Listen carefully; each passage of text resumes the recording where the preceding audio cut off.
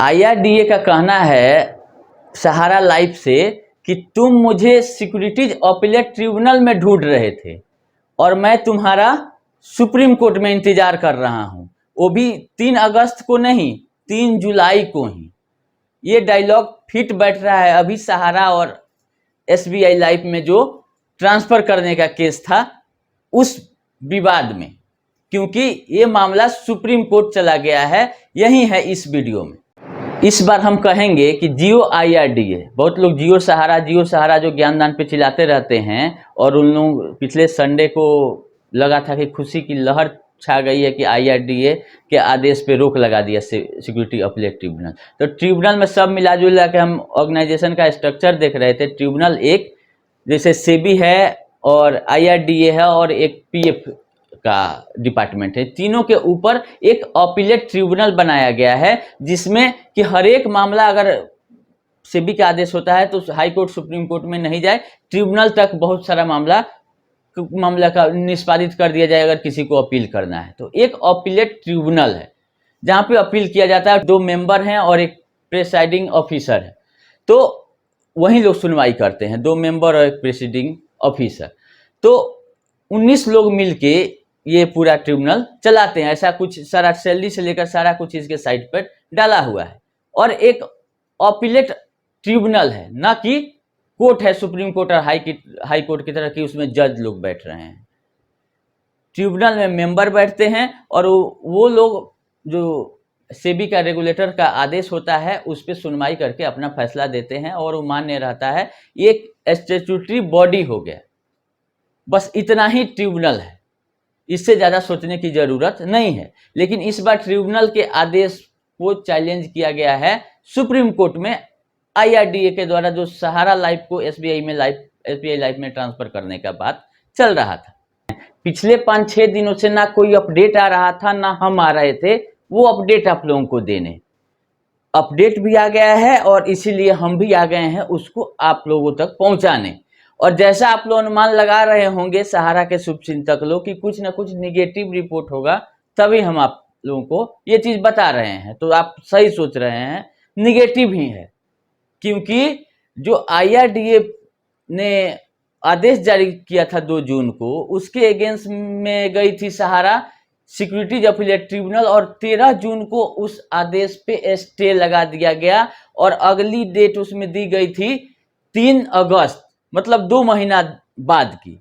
तो आप लोग 2 महीना आगे का इंतजार कर रहे थे, लेकिन सुप्रीम कोर्ट में 3 जुलाई को ही बुला लिया गया है सहारा लाइफ वाले को कि आइए जरा यहां भी आप अपना तथ्य रखिए, क्योंकि ये कोई मजाक का विषय नहीं है।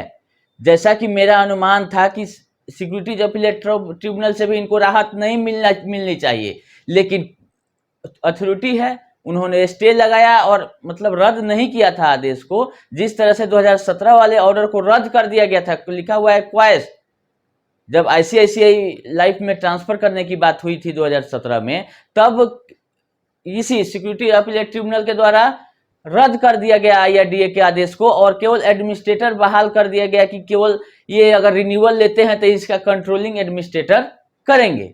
लेकिन इस बार आईआरडीए ने एक कदम और आगे बढ़ाया और सुप्रीम कोर्ट में 19 जून को केस फाइल कर दिया है और इसकी अगली डेट एकदम जल्द ही देने का आदेश है। उस हिसाब से टेंटेटिव दिखा रहा है ऑनलाइन 3 जुलाई को सुप्रीम कोर्ट रीओपन हो रहा है समर वेकेशन के बाद, और अभी भी समर वेकेशन चल रहा है। और 19 तारीख को जो सुनवाई हुई उसमें मेंशन कराया गया आईआरडीए की तरफ से कि अर्जेंट मैटर है, इसीलिए ये देख के बोला गया कि जो पहला डेट हो वहां पे इनको इस मैटर को ले लिया जाना चाहिए, जो डेट टेंटेटिव लिस्टिंग दिखा रहा है। तो इस हिसाब से अब सहारा लाइफ के लिए और मुश्किल और बहुत बड़ी मुश्किल खड़ा होने जा रही है।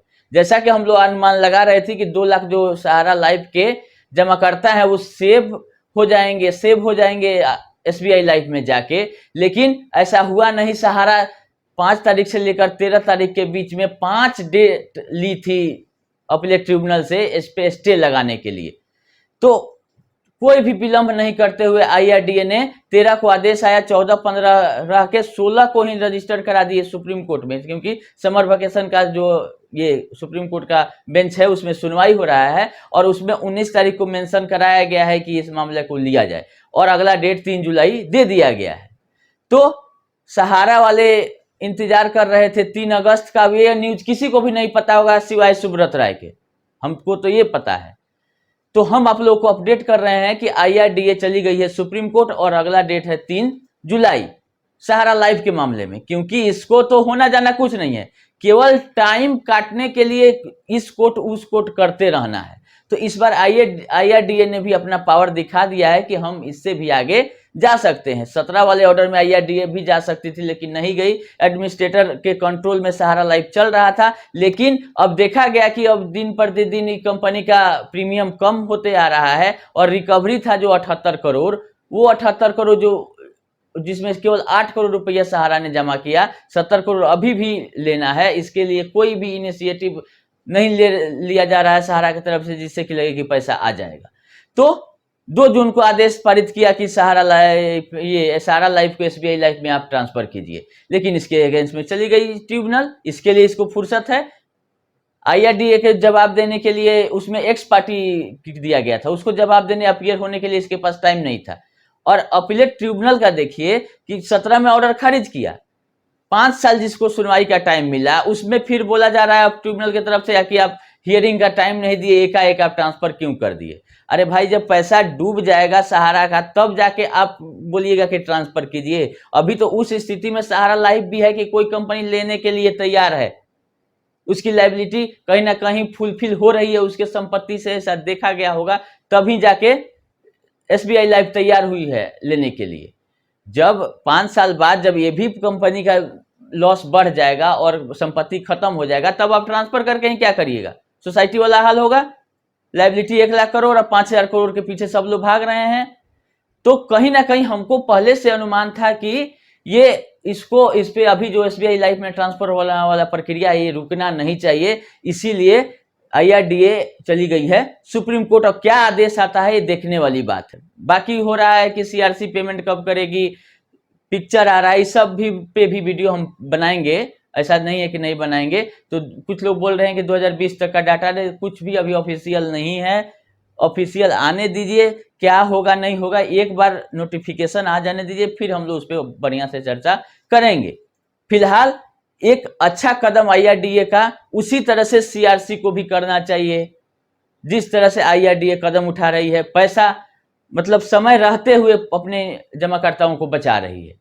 CRC की तरह नहीं है IRDA कि 1 लाख करोड़ अगर उठा ली है सहारा इंडिया और उसमें 5,000 करोड़ बांटने के लिए मांग ली है और उसी में समझ रही है कि सबका भुगतान हम कर देंगे, और 3 महीना होने जा रहा है अभी तक कोई गाइडलाइन नहीं है। तो जमीन आसमान का फर्क है IRDA और CRC में।